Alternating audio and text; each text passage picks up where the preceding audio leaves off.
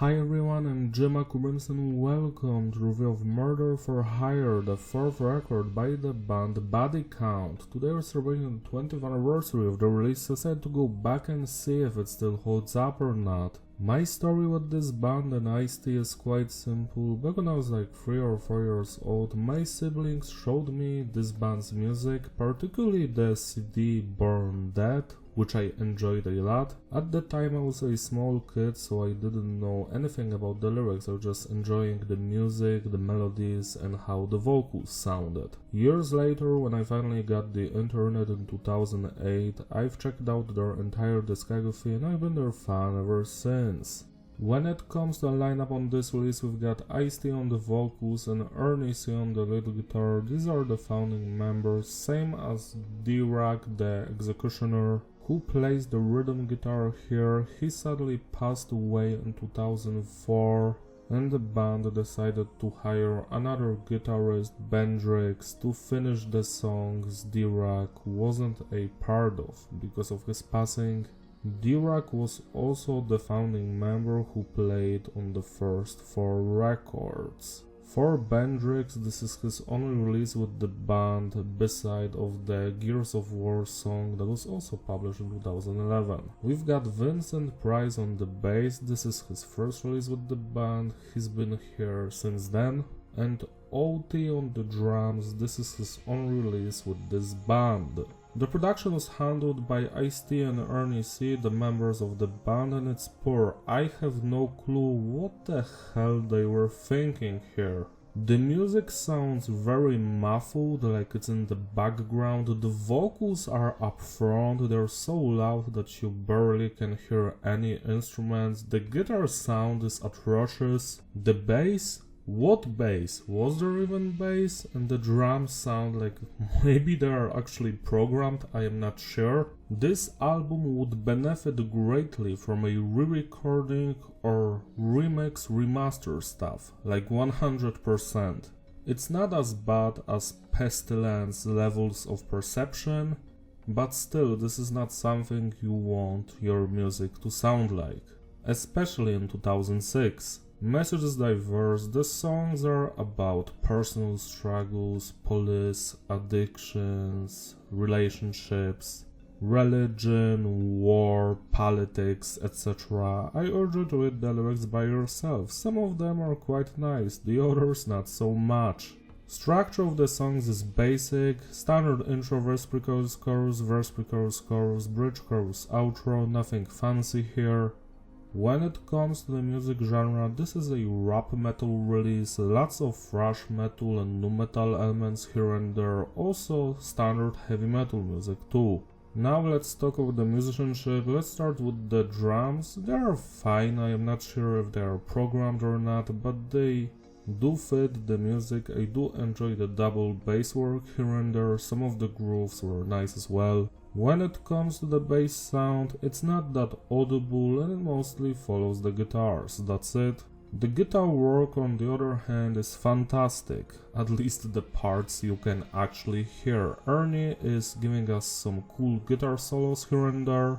A lot of guitar riffs like in the songs Dirty Bombs, The Endgame, The Passion of Christ, In My Head sound very similar to Slayer. They're dark, evil sounding, great atmosphere. Also some of the groovier nu metalish parts like in the opening track Invincible Gangsta sound phenomenal as well. The guitar work to me is the highlight of this release. We also get harmonica and other instruments and they do enrich the sound of the album.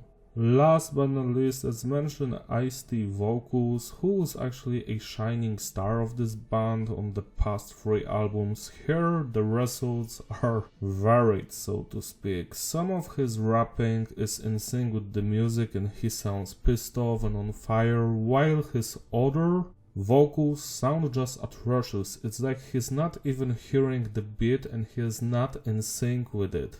Almost every song on this record has a part where Ice-T goes on a rambling that is not in sync with the music and it destroys the song, at least for a little bit. I have no clue how no one told him to be in sync and write lyrics that will fit the music.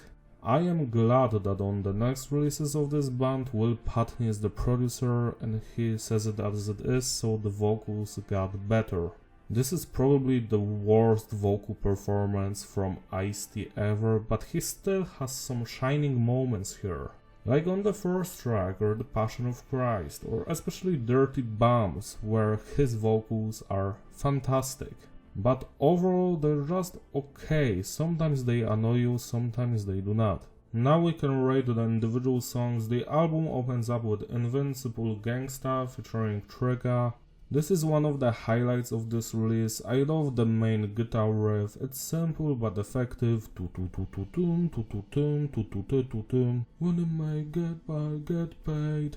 Get your money, get your bitches, man. Something like that, that's the chorus. It's funny, I love the verses with the cool guitar riffs, the drumming, the double bass work, the energy of this track. Trigga is also a great guest, his verse goes hard as well. There is nothing to hate about this song except the atrocious production, 10 out of 10. The end game, this one has more of a Slayer vibe here and there when it comes to guitar riffs. This is one of those songs where it's hard to actually hear what the hell is going on because of some atrocious vocal performance by Ice-T here and there. The chorus does not sound good at all because of his singing, but everything else is quite okay, so this is just a decent song. It's above average for me, 6 out of 10. You Don't Know Me, Pain, this one is slightly better. I do enjoy its more energetic and furious nature. The bridge slaps. Again, some of the vocals are not for me at all, 6+ out of 10. The Passion of Christ is fantastic musically, love the guitar riffs, the drumming, some of the vocals too, like the chorus slaps.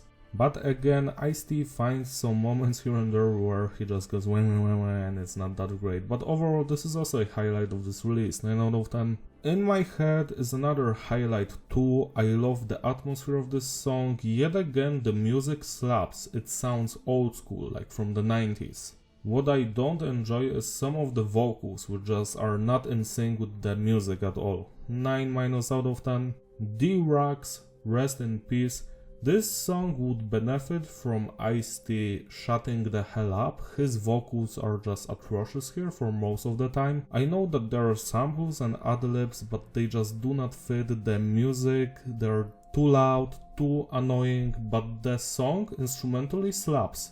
I wish it was just an instrumental to honor Dirac's legacy and life, 8 out of 10. Murder for Hire, for me personally, is the third weakest song here. The instrumental work is interesting but a little bit generic for this band, and yet again the vocal performance, half of it is not for me, 6 out of 10.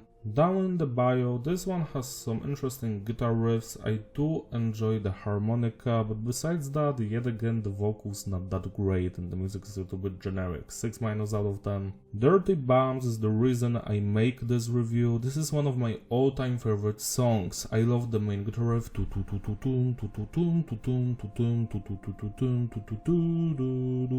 lyrics and the vocals are fantastic. I love the chorus, run for your life. No, dirty bombs. No one is safe. No, run to the talk. Nobody survives. I just love it. Terra.